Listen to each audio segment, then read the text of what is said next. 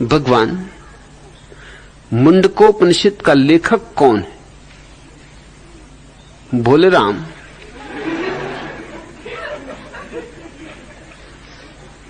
बाबा क्या मुंडकोपनिषद के लेखक से नाराज हो गए कि देखें कौन है ये, कि इसको ठीक करें?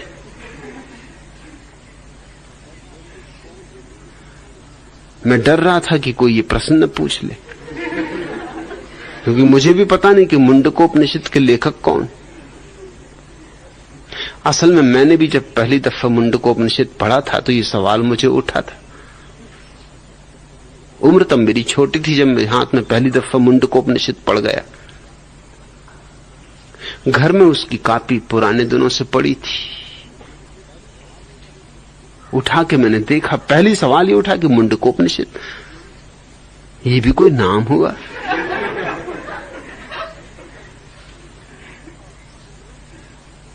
किसने लिखा और क्या नाम दिया?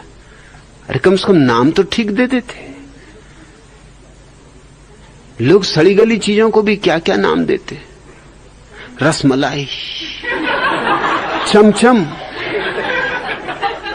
रसगुल्ला, क्या क्या नाम देते। मुंडकोपनिषद, मुझे लगा हो ना हो, मेरे मोहल्ले में एक पहलवान थे, उनका नाम था मुंडे पहलवान, हो ना हो इसी आदमी ने लिखा है। थे भी गड़बड़ी वो,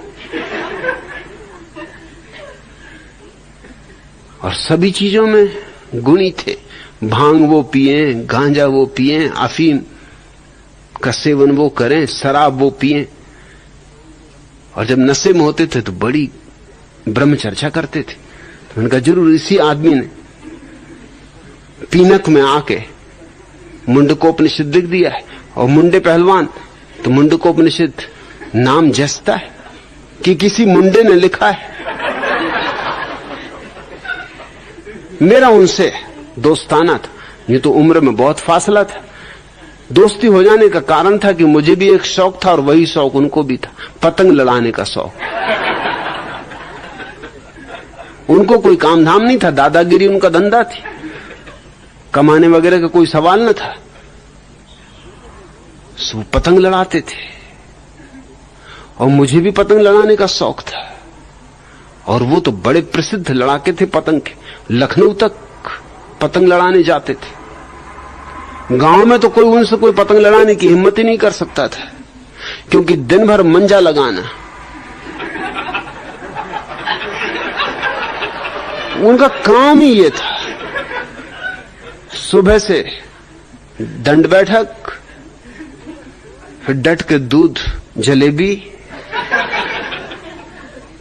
फिर मंजे पर उतर जाते वो, तो उनके शागिर्द घोंट रहे हैं कांच, फिर लुब्दी बनाई जा रही, फिर मंजा चढ़ाया जा रहा।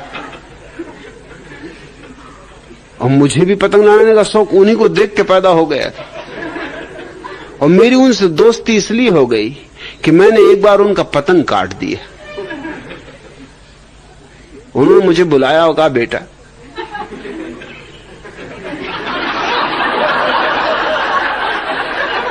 आज तक मेरा पतंग कोई नहीं काट सका। पहली तो बात, कोई मुझसे पतंग लड़ाने की हिम्मत ही नहीं करता, क्योंकि लोग डरते हैं कि कोई झगड़ा झांसा खड़ा ना हो जाए। एक तो तूने पतंग लड़ाने की हिम्मत की। मैंने कहा मुझे मालूम नहीं था कि पतंग आपका है, ये तो मैं भी झंझट में नहीं पड़ता।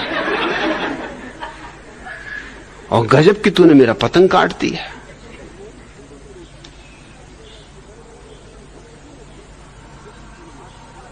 मस्ती में थे, आशीर्वाद देगा कि तू बड़े बड़ों के पतंग काटेगा। मैंने कहा ये तो तब से मैं वही काम कर रहा हूं। अब तो छोटे बड़े का फर्क ही नहीं करता, समदृष्टि से काटता हूं। पतंग होना चाहिए, छोटे का हो बड़े का हो, शंभू महाराज का हो कि मुरारजी देसाई का हो, कि मुक्तानंद का हो कि डोंगरे जी महाराज का हो, पतंग होना चाहिए। छोटे बड़े का क्या भेद करना, समदृष्टि रखनी चाहिए। मगर वो क्या आशीर्वाद दे गए मुंडे पहलवान, वो काम अभी तक नहीं छूटा और वो छूटने वाला भी नहीं। तो मैंने सोचा कि हो ना हो इन्हें ये मुंडकोपनिषद देखा है और तुम्हें कुछ समझाने की किताब में अंदर, लेकिन बस वो शब्द मुझे मुंडकोपनिषद पकड़ गया। सुसांझ को मैं उनके दरबार में हाजिर हुआ, पास में उनका अखाड़ा था।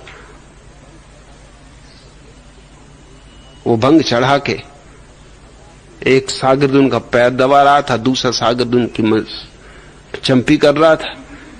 खाट पे लेटे हुए थे, मस्ती में कुछ गुनगुना रहे थे।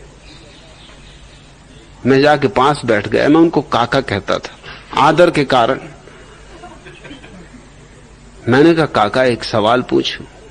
उन्होंने कहा पूछो बेटा, जरूर पूछो। अरे पूछोगे नहीं तो जानोगे कैसे?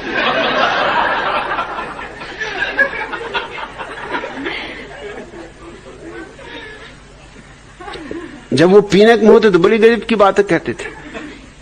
जरूर पूछो कहने लगे। जिन खोजा तिन खोइयां, गहरे पानी पैठ। मैंने कहा कबीर को भी चारों खाने चित्त कर दी। जिन खोजा तिन खोइयां, गहरे पानी पैठ। अरे पूछोगे नहीं तो जानोगे कैसे? पूछो। अंग्रेजी के वो दो शब्द बोलते थे, एक वाई नॉट। वो एकदम से मुझसे बोले वाई नॉट, पूछो। वाई नॉट उनका तकिया कलाम था। किसी भी चीज में वाई नॉट कह देते थे। जैसे उनसे जयराम जी करो, काका जयराम जी, वो कहते वाई नॉट, जिसमें कोई संबंध ही नहीं होता था।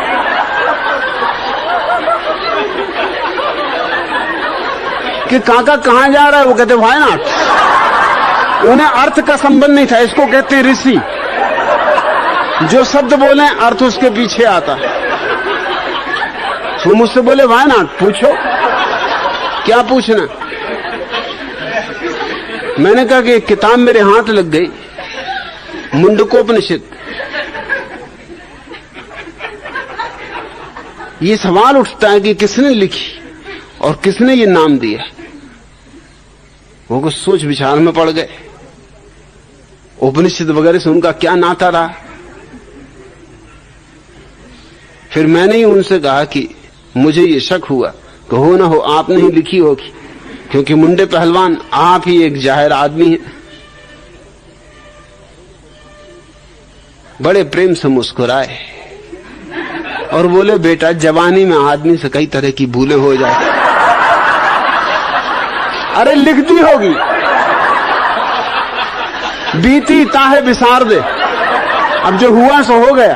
तू भी कहां की पुरानी बातें उखाड़ता।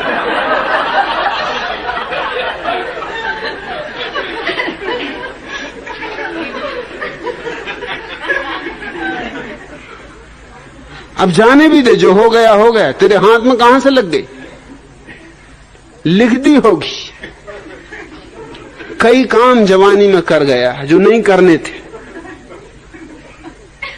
मगर जवानी में कौन भूल चूक नहीं करता। मैंने कहा व्हाई नॉट।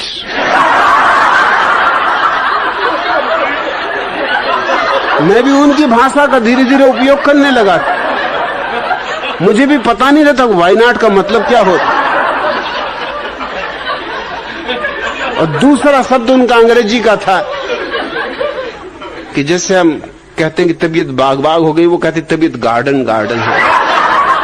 जब उन्होंने मेरे मुंह से सुना व्हाई नॉट, बोले तबीयत गार्डन गार्डन हो गई। क्या बात तूने कही। होनहार बिरवान के हो चीकने पात। वो मुझसे बोले कि तू जरूर कुछ करके दिखाएगा। कि देखें आपका आशीर्वाद रहा तो लिखूंगा कोई मुंडकोपनिषद। भोले राम तुम पूछ रहे कौन लेखक था, मुझे पता नहीं। अब तो मुंडे पहलवान भी मर चुके।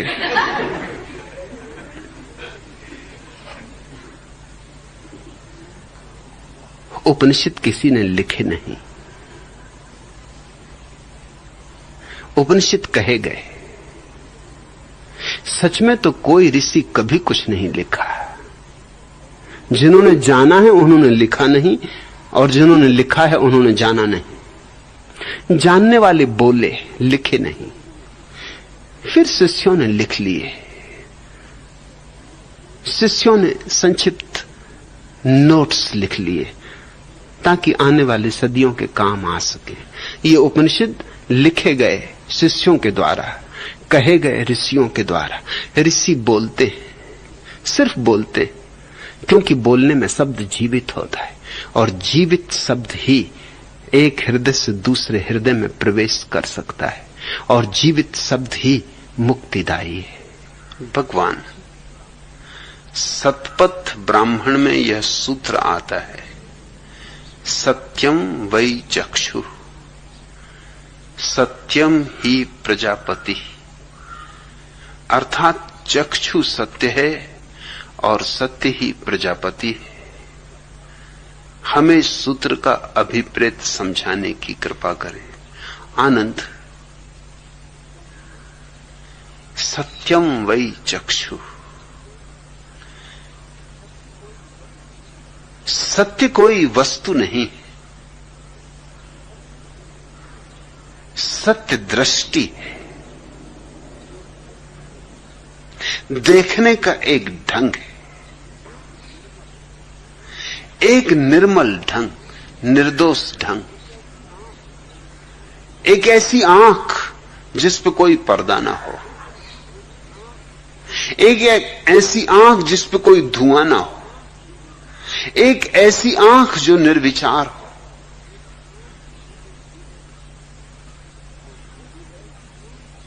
कोई हिंदू है तो फिर उसकी आंख सत्य नहीं हो सकती, कोई मुसलमान है तो उसकी आंख सत्य नहीं हो सकती,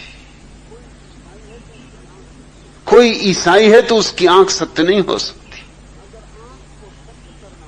अगर आंख को सत्य करना हो तो ईसाई होना, हिंदू होना, मुसलमान होना हटा के रख देना होगा। आंख निर्मल होनी चाहिए, पक्षपात शून्य होनी चाहिए, पूर्वाग्रहों से मुक्त होनी चाहिए। लेकिन लोग अपने विश्वासों से भरे और उन्हीं विश्वासों के माध्यम से देखने की कोशिश करते।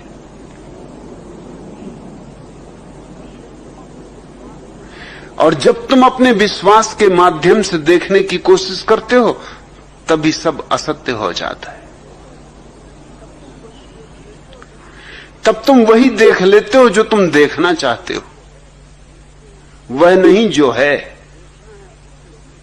और देखना है उसे जो है। सबसे बड़ी कठिनाई जीवन की, सबसे बड़ी मुसीबत कि हम पैदा होने के साथ ही विकृत होने की प्रक्रिया में सम्मिलित कर दिए जाते। हमारी आंखों पर पर्दे पे पर्दे, परतों पे परतें चढ़ा दी जाती। अब अगर जैन कृष्ण के मंदिर में जाता है तो झुकने का सवाल ही नहीं उठता, प्रश्न ही नहीं उठता। कृष्ण में उसे कोई भी महिमा दिखाई नहीं पड़ती। उसकी अपनी धारणाएं इतनी मजबूत हैं कि कृष्ण में तो उसको निपट भोगी दिखाई पड़ता है। कृष्ण खड़े हैं, बांसुरी बजा रहे हैं, मोर मुकुट बांधे हुए हैं, पीतांबर वस्त्र पहने हुए हैं, आभूषण पहने हुए, रुक्मणी की प्रतिमा भी साथ में कि राधा की। ये देखकर ही जैन के मन में तत्क्षण सवाल उठता है ये कैसे भगवान? भगवान तो वीतराग होना चाहिए, वो उसकी धारणा है। वीतराग, उसे तो राग के बाहर पार होना चाहिए। ये तो रागी का रूप हुआ। ये बांसुरी, ये मोर मुकुट, ये सुंदर वस्त्र, ये स्त्री का पास खड़े होना, ये तो राग का लक्षण है। हां, महावीर को देखता है तो गदगद हो जाता है। नग्न खड़े हैं, न कोई स्त्री पास है, न वस्त्र पास है, मोर मुकुट तो दूर, बांसुरी तो दूर, भिक्षा पात्र भी साथ में नहीं। महावीर तो करपात्री थे, हाथ से ही भोजन लेते थे। हाथ की अंजलि बनाकर जो बन जाता हाथ में, बस वही उनका भोजन था, वही भोजन पात्र था।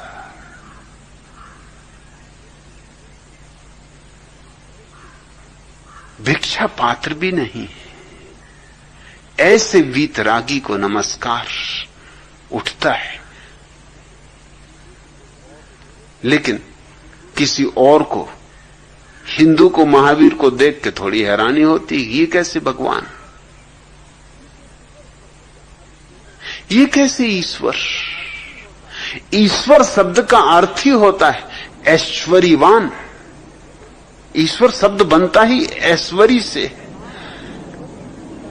सारा ऐश्वर्य जिसका है वही तो ईश्वर। ये नंग धड़ंग खड़े हैं, ये कैसे ईश्वर?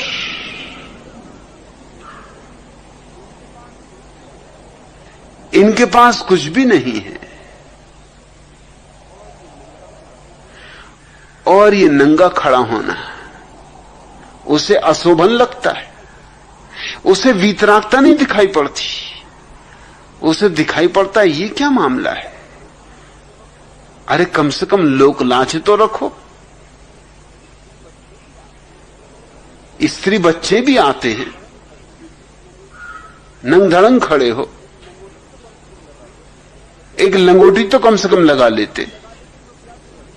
लंगोटी लगा लेते तो क्या बिगड़ जाता है।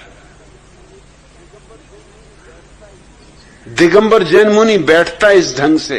तुमने दिगंबर जैन मुनियों के चित्र देखे? चित्र भी इस ढंग के बनाए जाते। महावीर तक के चित्र जैनियों के घर में ऐसे होते। मैं एक जैन घर में मेहमान था, बड़ा सुंदर चित्र महावीर का लगा था। मैंने उनसे कहा चित्र तो सुंदर है मगर चालबाजी से भरा है। उन्होंने कहा क्या चालबाजी? इस चित्र को जो भी कहता है वही सुंदर कहता है। आप पहले आदमी कि सुंदर भी कह रहे हो, चालबाजी से भरा भी। मैंने कहा चालबाजी इसलिए कि महावीर को तो सुंदर बनाया है मगर एक झाड़ की आड़ में खड़ा किया है और झाड़ की शाखा इस तरह से उनके पास से गुजारी कि उनका नग्नपन न दिखाई पड़े। तो मैंने कहा लंगोटी लगा देती, इतना बड़ा झाड़ लिए फिरो, इस लंगोटी में क्या बुरा? और हमेशा ऐसे झाड़ के आड़ में ही खड़े रहो, ये भी एक झंझट। और कहीं झाड़ मिले न मिले, और इसके पहले झाड़ मिले कोई दूसरा मिल जाए।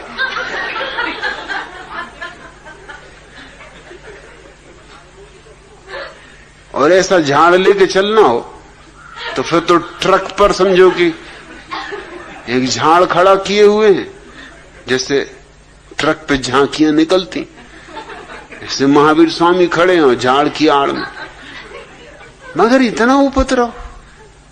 उन्होंने कहा ये बात मुझे कभी ख्याल ना आई। बात तो सच है कि झाड़ इस ढंग से बनाया है कि बस उनका नग्नपन भर छिप गया है।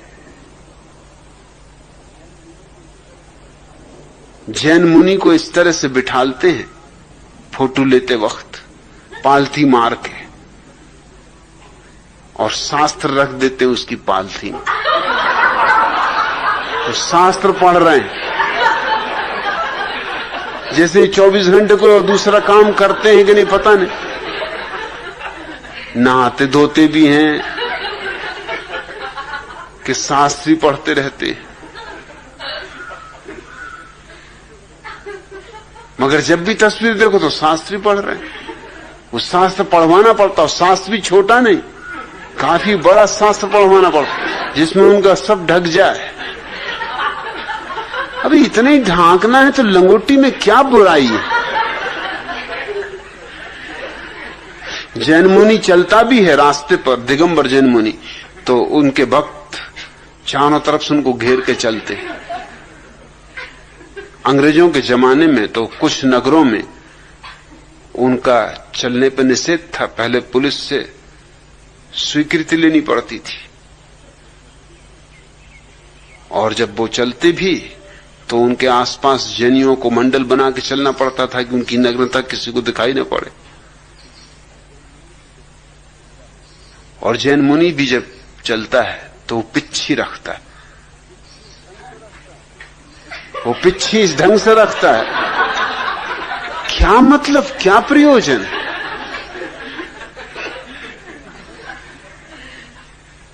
छोटी सी बात के लिए इतनी बड़ी पिच्छी। जो काम तिग्गी से हो जाए उसके लिए पिच्छी की क्या जरूरत? मगर खुद के पास भी तो वही बुद्धि है, और औरों के चारों तरफ औरों के पास भी वही बुद्धि है। वो नजर उनकी वहीं अटकती, कह रहे ये नंगा घूम रहा आदमी, ये बात ठीक नहीं। किसी को ये भाव पैदा नहीं होता कि ये वीतराग है, इनको सम्मान दो, इनके चरणों में गिरो।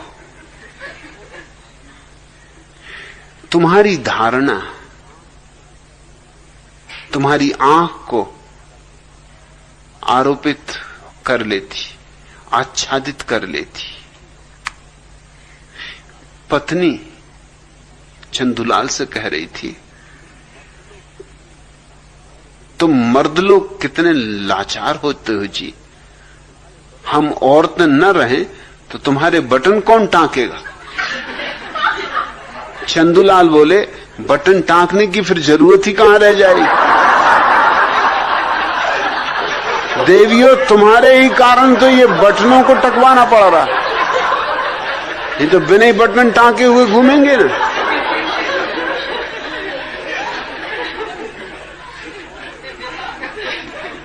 मोटर की कतार का तथा सिपाही के खड़े हाथ की ओर ध्यान न देकर एक व्यक्ति ने बड़ी शांति से चौराहा पार करना आरंभ किया था।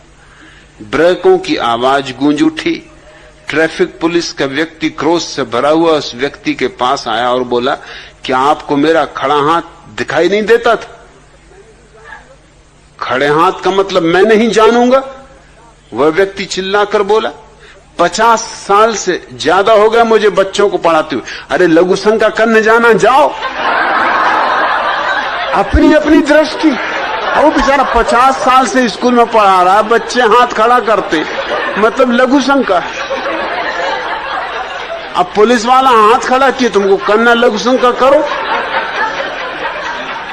इसमें मुझे क्या लेना देना? उस बेचारे ने ठीक कहा कि 50 साल स्कूल में पढ़ाने के बाद मुझे पता नहीं होगा कि खड़े हाथ का क्या मतलब होता। जरूरत क्या खड़ा हाथ करने की? तुमको लघु शंका करनी, करो, मैं कोई रोक रहा हूं। एक दृष्टि तय हो जाती, फिर वही दिखाई पड़ती।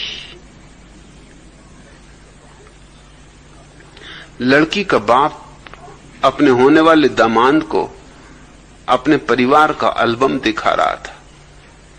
उस खानदान के 50 चित्र देखने के बाद एक मजबूत काठी के बूढ़े का चित्र सामने आया। लड़की के बाप ने बड़े गर्व से कहा, ये हमारे हैं आदि पुरुष, इन्होंने ही हमारे खानदान की स्थापना की। ये क्या थे बताया ना, इन्होंने ही हमारे खानदान की बुनियाद डाली।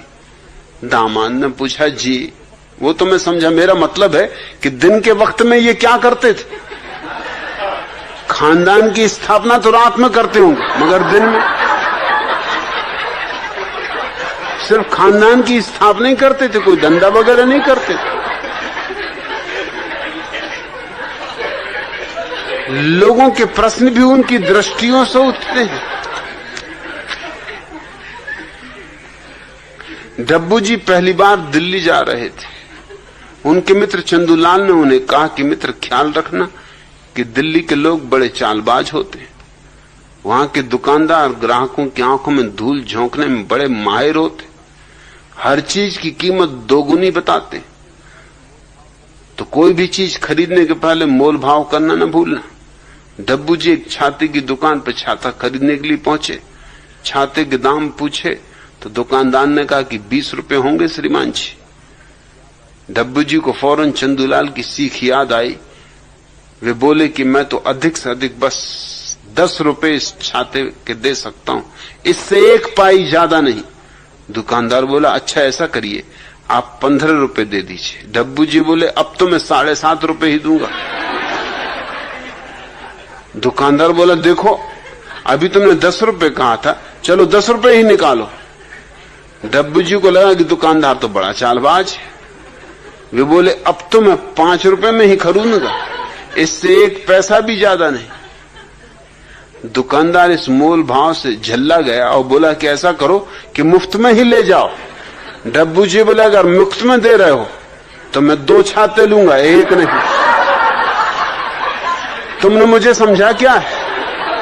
अरे मैं भी तैयार होके आया हूं। बिल्कुल आंखों में धूल झोंक रहे हो, 1 छाता मुफ्त में पकड़ा रहे हो। 2 लूंगा 2, इससे 1 कम नहीं लूंगा। ये सतपथ ब्राह्मण का सूत्र सत्यम वै चक्षु, तुम्हारे देखने के ढंग में सत्य है या असत्य, सब तुम्हारे देखने के ढंग पर निर्भर है। अगर आंखें पक्षपात से भरी हैं तो तुम जो देखोगे वह असत्य। फिर तुम्हें याद दिला दूं, सत्य या असत्य कोई बाहर निर्णित नहीं होते, तुम्हारे भीतर निर्णय होता है। बाहर तो वही है जो है, लेकिन तुम्हें सत्य मालूम होगा अगर आंख निर्मल है, और अगर आंख दूषित है, जैसे पीलिया के मरीज को सब पीला दिखाई पड़ने लगे, ऐसी अगर तुम्हारी आंख ने कुछ पहले ही तय कर रखा है, और जिस आंख ने कुछ तय कर रखा है वह अंधी। अंधा मैं उस आदमी को कहता हूं जिसकी आंख पक्षपातों से भरी, और आंख वाला उस आदमी को जिसकी आंख पक्षपात मुक्त है। सत्यम वै चक्षु, चक्षु सत्य है। असली बात आंख की है, दृष्टि की है, सृष्टि की नहीं। सृष्टि तो जैसी है वैसी है, मगर देखने वाले अलग अलग ढंग से देखते। और जब तक तुम्हारा कोई भी देखने का ढंग है, तब तक तुम जो भी देखोगे वह सत्य नहीं हो सकता। तुम्हारा ढंग आरोपित हो जाएगा। ध्यान का अर्थ होता है आंख को सब ढंगों से मुक्त कर लेना, आंख को निर्विचार, निर्विकल्प, निर्बीज कर लेना। आंख के पास अपनी कोई भावना न रह जाए, आंख के पास अपनी कोई छुपी हुई आकांक्षा भी न रह जाए। फिर तुम जो देखोगे वह सत्य है, और सत्य ही प्रजापति है, सत्य ही परमात्मा है।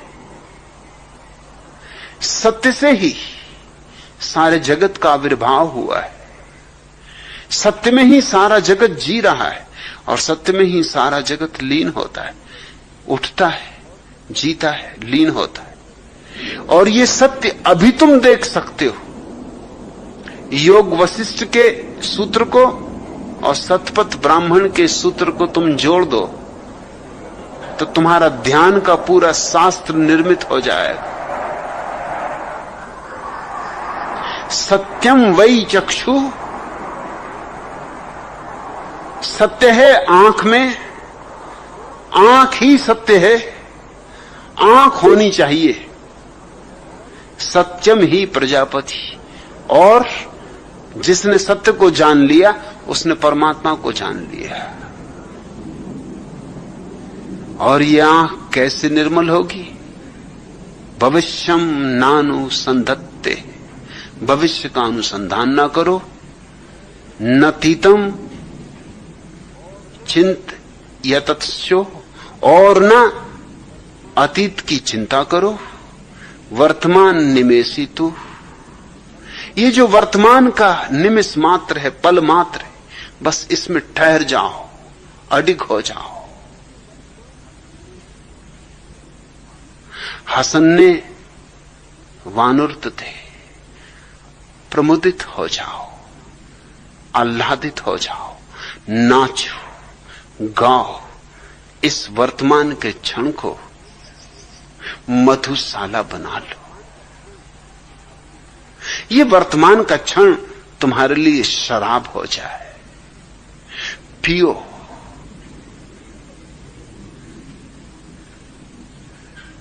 बेझिझक, बिना किसी शर्त के। और तब तुम जीवन का एक नया ही रूप अनुभव करोगे, वैसा रूप जैसा कि ऋषियों ने जाना, वैसा रूप जैसा कि बुद्धों ने पहचाना, वैसा रूप जैसा कि जिन्होंने जिया। क्राइस्ट और जरथुस्त्र और बुद्ध और लाओत्सु और महावीर और कृष्ण सब एक साथ तुम्हारे लिए सही हो जाएंगे। योग वशिष्ठ और सतपथ ब्राह्मण और ईशावास्य और धम्मपद और कुरान और बाइबल और जिंदावेस्ता सब एक साथ तुम्हारे भीतर लयबद्ध हो जाएंगे। तब तुम ऐसा ना देखोगे कि ये अलग अलग, तब तुम्हारे लिए धर्म नहीं होंगे, सिर्फ धार्मिकता रह जाएगी। सत्य एक है तो धार्मिकता भी एक ही हो सकती। मैं सन्यास के इस प्रयोग से इन्हीं दो बातों को पूरा कर लेना चाह रहा हूं। तुम्हारी आंख निर्मल हो और तुम वर्तमान में ठहर जाओ। ये दोनों एक ही सिक्के के दो पहलू समझो। आंख निर्मल होगी तो ही वर्तमान में ठहरोगे, वर्तमान में ठहरोगे तो ही आंख निर्मल होगी। ये एक दूसरे पर निर्भर है, परस्पर निर्भर है। जब तक यह न हो जाए तब तक जीवन में दुख होगा, तब तक जीवन नरक है। जैसे ही यह हुआ कि जीवन स्वर्ग है, मोक्ष है, तब परमात्मा कहीं बाहर नहीं, तुम्हारी श्वास श्वास में, तुम्हारे हृदय की धड़कन धड़कन में। तुम जिनको धार्मिक कहते हो, जिनको तुम महात्मा कहते हो, कभी सोचो भी इनके भीतर कहीं भी कोई प्रतिभा का लक्षण दिखाई पड़ता है, कोई मेधा दिखाई पड़ती है? और अगर मेधा ही ना हो तो ब्रह्मचरी नहीं है, ये समझ लेना। क्योंकि ब्रह्मचरी का और क्या सबूत हो सकता है? सबसे बड़ा सबूत होगा प्रतिभा की अभिव्यक्ति, प्रतिभा के हजार हजार फूल खिल जाना, प्रतिभा के कमल खुल जाना, प्रतिभा की सुगंध उड़ जाना। उनके कृत्य में भी प्रतिभा होगी, उनके उठने बैठने में, चलने फिरने में भी।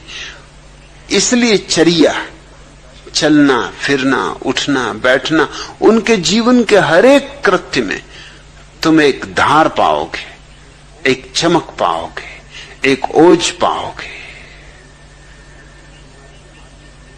लेकिन तुम्हारे धार्मिक नेताओं की जिंदगी में तुम जंग लगी पाओगे, और जितनी ज्यादा जंग चढ़ी हो उन पर, उतने ही तुमको वो जचेंगे। क्योंकि तुम्हारी धारणाएं, तुम्हारी मान्यताएं।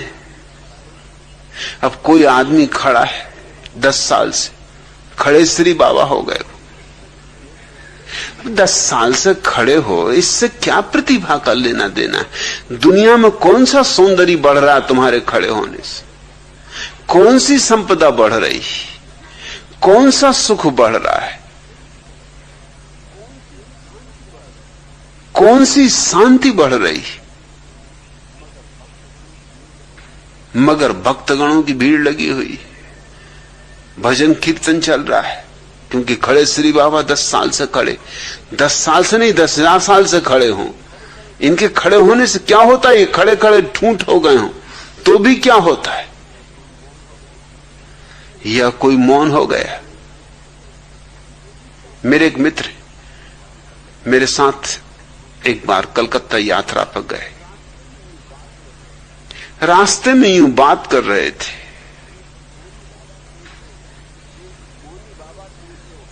एक मौनी बाबा थे, उनके वो भक्त थे।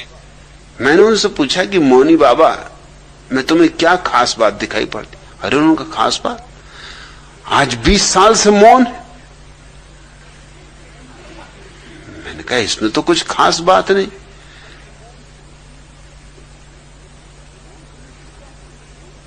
मौन होने से क्या होना है? मौन होने से उनकी प्रतिभा में क्या निखार आ गया है? मौन होने से उनके जीवन में कौन से दिए जल गए?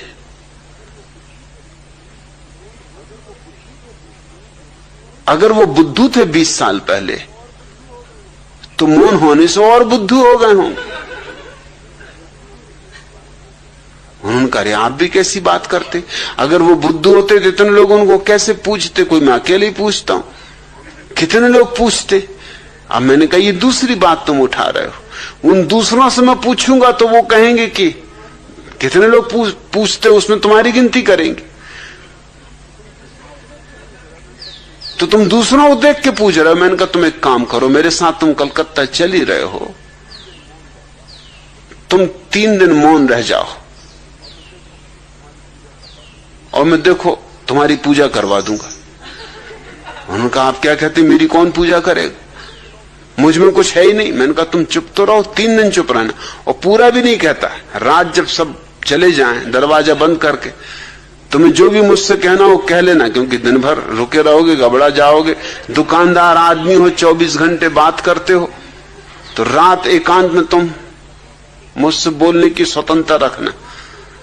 मगर दिन में लाख कुछ हो जाए, अपने को बिल्कुल बांधे रखना, बोलने ही मत। कुछ अगर बोलने होगा तुम्हारे लिए तो मैं बोल दूंगा कि जैसी आपकी मर्जी। उनको बात जची करके देख लेने जैसी। कलकत्ते में ठहरता था सोहनलाल दुगड़ के घर पर। वो कलकत्ता के एक बड़े करोड़पति थे। जब मैं उनके घर पहुंचा, वो मुझे लेने आए, तो उन्होंने पूछा कि आपके साथ कौन है?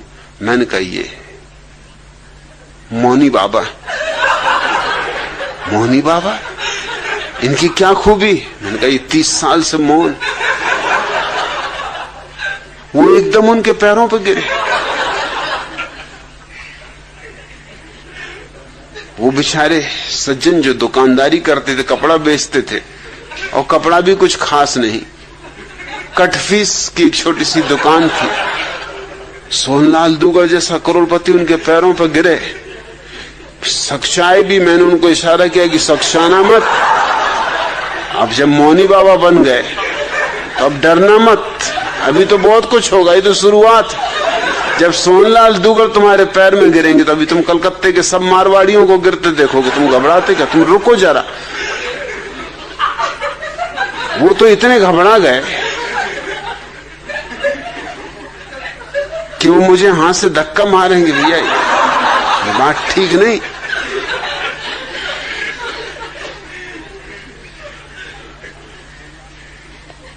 घर पहुंचे, सोहनलाल ने जल्दी से अपनी पत्नी को बुलाया कि मौनी बाबा। मोहल्ले के लोग इकट्ठे हो गए कि मौनी बाबा है, 30 साल से मौन। और मौनी बाबा पे जो गुजर रही वो मैं जानू कि वो रात का वक्त देख रहा है कि कब रात आए कि अपने दिल की मुझसे कहें। जैसी रात आई दरवाजा जल्दी से बंद करके मेरे पैरों पर गिर पड़े और कहा कि मुझे माफ करो, मुझे ये काम करना ही नहीं, मुझे जाने दो, मैं तो अभी भागे जाता हूं, रात को चुपचाप निकल जाऊंगा। ये क्या झंझट मेरे पीछे लगा थी। इतने इतने बड़े लोग जिनके घर मुझे अगर मिलने भी जाना होता तो कोई मिलने नहीं देता, चपरासी भीतर नहीं घुसने देता।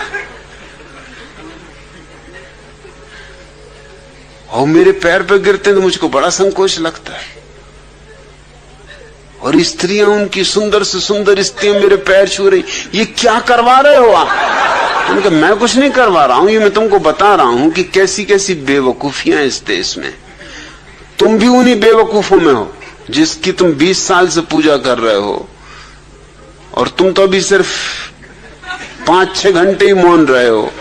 ये चमत्कार, अभी तुम 3 दिन रुको तो अभी तुम देखना इलाज शुरू हो जाएंगी, बीमारियां ठीक होने लगेंगी। अरे उनका आप क्या कह रहे हैं, मुझ में कोई चमत्कार नहीं, कोई शक्ति नहीं। तुम, मैंने कहा फिक्र ही मत करो, सब आ जाएगा। मौन भर रहो और दिन भर रहो मौन, मगर दिन में बोलना मत, और मुझको धक्के वगैरह भी मत मानना, क्योंकि लोगों को शक पैदा हो जाएगा कि बात क्या है। तुम तो अपने आंखें बंद कर लिया, अगर बिल्कुल सहने के बाहर हो जाए, आंख बंद कर लिया, अपने भीतर ही भीतर नमोकार मंत्र पढ़ने लगे कि होने तो जो हो रहा। 3 दिन में तो उनकी डुंडी पिट गई, अखबारों में फोटो आ गए। रात को मुझे फोटो दिखाएं कि क्या करवा रहे हो। अगर मेरे घर पता चल गया, अगर मेरी पत्नी बच्चों को पता चल गया, तुम तो मेरा घर लौटना तक बंद कर दोगे। ये अखबार अगर वहां पहुंच गए तो मेरी मुसीबत हो जाएगी। और फिर मेरी दुकान की भी तो सोचो। और इधर मैं कटफीस खरीदने आया हूं, तुम नाहक रास्ते में मिल गए। अब मैं कटफीस कहां खरीदूंगा? ये कलकत्ते का बाजार तो खत्म, क्योंकि जिनके आस में कटफीस खरीदता था वो लोग भी मेरे पैर छू रहे हैं। और कई तो मुझे गौर से देखते भी हैं कि शक्ल कुछ पहचानी मालूम होती। 1-2 आदमियों ने प्रश्न भी किया कि 30 साल से मौन है, इस शक्ल कुछ पहचानी मालूम होती। मैंने कहा देखा होगा किसी पिछले जन्म में। अरे जन्म जन्म का नाता है। उन्होंने कहा ये बात ठीक। ये कोई साधारण साधक है जो जन्मों से साधना कर रहे हैं, कई बार तुम मिले होगे पिछले जन्मों में, इसलिए शक्ल पहचानी लगती। कहा लगती तो पहचानी सी शक्ल, मतलब कहीं देखा है। और ऐसा भी नहीं लगता कि पिछले जन्म में देखा, इसी जन्म में देखा है। मैंने कहा ये बड़े पहुंचे हुए पुरुष हैं, एक ही साथ कई नगरों में एक साथ प्रकट हो जाते।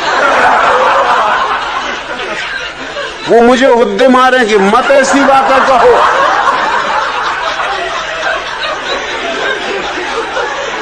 मेरी कमीज खींचे, मत कहो भैया, ऐसी बातें मत कहो, ये बिल्कुल झूठ बातें। मगर लोग मान रहे हैं।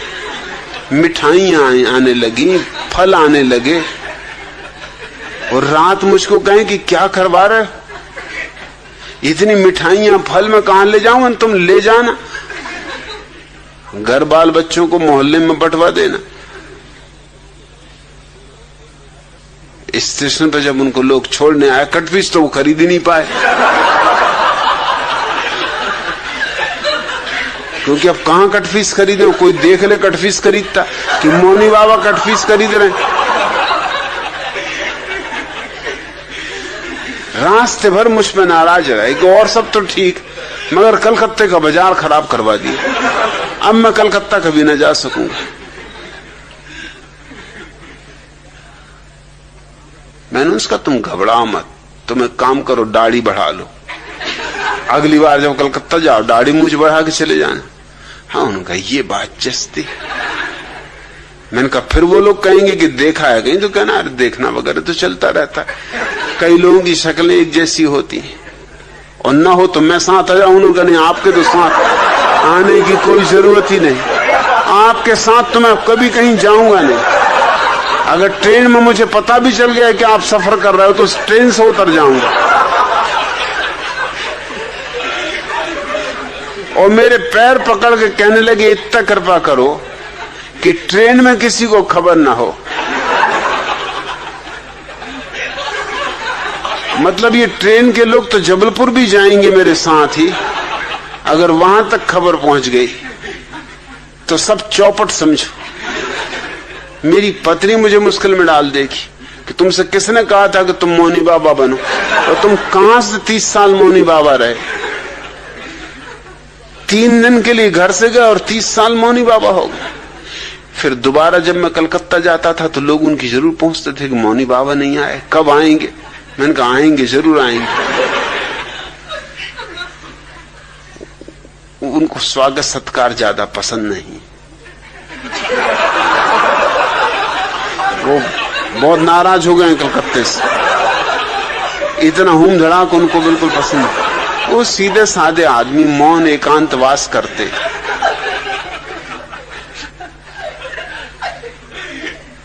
तुम जिनकी पूजा करते हो, जिनको महात्मा कहते हो, उसमें तुम्हारी धारणाएं ही भर काम कर रही हैं। तुम आंख खोल के देखते भी नहीं। नरक भी तुम्हारा स्वप्न है, स्वर्ग भी तुम्हारा स्वप्न है। ये कोई स्थान नहीं, ये कोई भौगोलिक जगह नहीं। नरक भी तुमने निर्मित किया है अपने भय से, और स्वर्ग भी तुमने निर्मित किया है अपने लोभ से। इसलिए तुमने स्वर्ग में वह सब व्यवस्था कर ली जो तुम्हारा लोभ चाहता है, और नरक में तुमने वह सब व्यवस्था कर दी जो तुम उनके लिए दंड देना चाहोगे, जो तुम्हारे साथ चलने को राजी नहीं। दुश्मनों के लिए नरक, दोस्तों के लिए स्वर्ग, अपने वालों के लिए स्वर्ग, पराओं के लिए नरक। लेकिन नरक कहीं है थोड़ी, न स्वर्ग कहीं है। जिस दिन तुम भय और लोभ से मुक्त हो गए, उसी दिन तुम देख लोगे न तो कोई स्वर्ग है न कोई नरक है। हां, जब तक तुम भय से भरे कप रहे हो, नरक में ही हो, और जब तक तुम स्वर्ग से लालायत डमाडोल हो रहे हो, तब तक दोनों चीजें सत्य मालूम पड़ती हैं, मगर वो प्रतीतियां हैं, भ्रांतियां हैं। जहां मन स्थिर हुआ, शांत हुआ, मौन हुआ, दोनों ही खो जाते। और उन दोनों के खो जाने पर क्या मांगोगे लोग, कौन सी कामनाएं करोगे। सुना है मैंने, एक आदमी भूला भटका स्वर्ग पहुंच गया। थका मांदा था, एक वृक्ष के नीचे विश्राम करने को लेट गया। उसे पता न था कि ये कल्प वृक्ष, इसके नीचे लेटो और बैठो और जो भी कामना करो पूरी हो जाती। कहानी मधुर है। भूखा था, मन में ख्याल उठा कि काश इस वक्त कहीं से भोजन मिल जाता। बड़ी भूख लगी। ऐसा उठना था विचार का कि तत्क्षण सुस्वादु भोजनों से भरे हुए स्वर्ण थाल प्रकट हो गए। वो इतना भूखा था, इतना थका था कि उसने सोचा भी नहीं कि कहां से आए, कौन लाया। भूखा आदमी क्या सोचे, ये सब भरे पेट की बातें। उसने तो जल्दी से भोजन किया, पेट भर गया तो सोचा कि कहीं से कुछ पीने को मिल जाए, कोका कोला, फेंटा, नहीं तो लिम्का ही सही। और देख के हैरान हुआ कि कोका कोला, फेंटा, लिम्का सब चले आ रहे हैं। थोड़ा चौंका भी कि कोका कोला तो बंद हो गया था।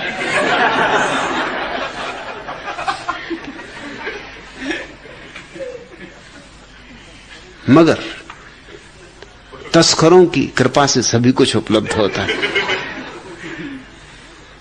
तस्करी जो ना कर दे, थोड़ा असंभव को संभव बना देती। फिर किसको फिक्र पड़ी थी? अभी तो बहुत थका था, कोका कोला पी के लेटने लगा तो सोचा कि पेट तो भर गया, मगर कंकड़ पत्थर है, जमीन साफ सुथरी नहीं। ऐसे समय में तो कोई गद्दी होनी थी, सुंदर सेज होती तो आज जैसी गहरी नींद आती। जैसा घोड़े बेच के आज सोता, ऐसा कभी नहीं सोया था। अचानक देख के हैरान हुआ कि एक पलंग चला आ रहा है। थोड़ा सकचाया भी कि क्या क्या हो रहा है, मगर नींद इतनी गहरी आ रही थी। उसने भी कहा कि बाद में देखेंगे, ये विचार वगैरह सब बाद में कर लेंगे। सो गया पलंग पर। बड़ा चकित हुआ कि डनलप की गद्दियां, मगर उसने कहा पीछे जग के देखेंगे। जब जगा तब थोड़ा सा चिंतित हुआ कि इस निर्जन स्थान में, इस वृक्ष के नीचे, वृक्ष के आसपास न तो कहीं कोई रेफ्रिजरेटर दिखाई पड़ता है, न कोई आदमजात दिखाई पड़ता है। कोका कोला प्रकट हुए, भोजन आया, यही नहीं बिस्तर भी प्रकट हुआ। टटोल के बिस्तर ठीक से देखा कि है भी कि मैं कोई कल्पना कर रहा हूं, लेकिन है। थोड़ा डरा कि कहीं कोई भूत प्रेत तो नहीं है इस वृक्ष में। बस जैसे ही उसने सोचा कहीं कोई भूत प्रेत तो नहीं हो, कहीं कोई भूत प्रेत तो नहीं छिपे हैं, मैं किन्हीं भूत प्रेतों के चक्कर में तो नहीं पड़ गया हूं, कि तत्क्षण चारों तरफ भूत प्रेत एकदम जैसे आनंद मार्गी तांडव नृत्य करते, ऐसा आदमियों की खोपड़ियां लेके एकदम नृत्य करने लगे। उसने कहा मारे गए,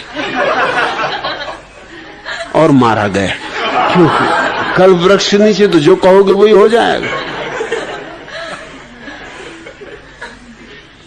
वो कोका कोला बहुत महंगा पड़ा, मगर अब तो बहुत देर हो चुकी थी। जब कांच कह ही चुका कि मारे गए, तो वो समानंद मार्गी पटक के खोपड़ियां वगैरह उसकी गर्दन तोड़ दी उन्होंने। इसी तरह तो खोपड़ियां इकट्ठी करते, नहीं तो फिर खोपड़ियां इकट्ठी कहां से करोगे? यही जो कल वृक्षों के नीचे फंस जाते, इन्हीं की खोपड़ियां फिर तांडव नृत्य के काम में आती। न तो कहीं कोई स्वर्ग है, न कहीं कोई नरक है। न तो डरो नरक की अग्नि से, न कामना करो स्वर्ग के सुखों की। सब तुम्हारे मन के जाल है। यहां चूंकि जीवन में दुख है, इसलिए तुम उसके विपरीत स्वर्ग की कल्पना कर रहे हो, और चूंकि दूसरे यहां मजा लूटते दिखाई पड़ रहे हैं, उनके लिए तुम नरक का इंतजाम कर रहे हो।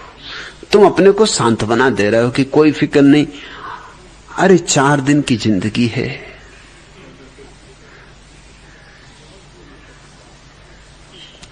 और यूं ही कटी जा रही है।